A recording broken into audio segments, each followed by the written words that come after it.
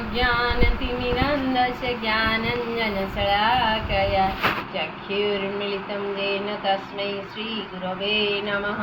श्रीचैतन्यमनोभीष्टं स्थापितं येन भूतले स्वयं रूपा कदा मह्यं ददाति स्वपदातिकम्। वन्दे अहं श्रीगुरोः श्रीयुतपदकमलं श्रीगुरून् वैष्णवांश्च श्रीरूपं साग्रजातं सगण रघुनाथनितं तं सजीवं साद्वैतं सावधूतं परिजनसहितं कृष्णचैतन्यदेवं श्रीराधाकृष्णपादान् सगण ललिता श्रीविशाखान्वितांश्च। नमो विष्णुपादाय कृष्णप्रेष्ठाय भूतले श्रीमते भक्तिवेदान्त स्वामिनीति नामिने। नमस्ते सरस्वती देवी गौरवाणी प्रचारिणे निर्विशेष शून्यवादी पाश्चात्यदेशतारिणे। जय श्री प्रभुपाद।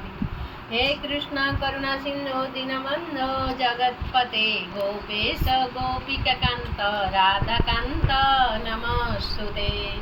तप्त कांचन गौरांगी राधे वृंदावनेश्वरी वृषभानुसुत देवी प्रणमामि हरिप्रिये। वाञ्छाकल्पतरुभ्यश्च कृपा सिन्धुभ्य एव च पतितानां पावनेभ्यो वैष्णवेभ्यो नमो नमः।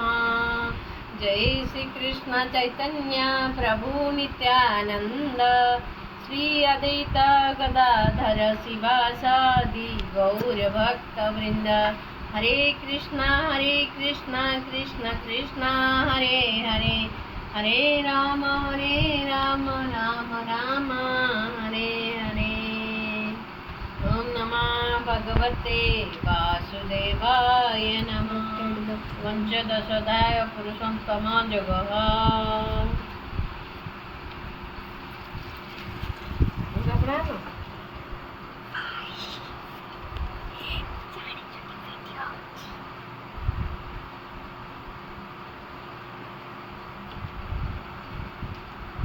निर्मानमोहाजित संगदोषाध्यात्मनित्या विनिवृत्तकामाः द्वन्द्वैर्विमुक्ताः सुखदुःखसङ्गैः गच्छन्त्यमूढाः पदमव्ययं तत्।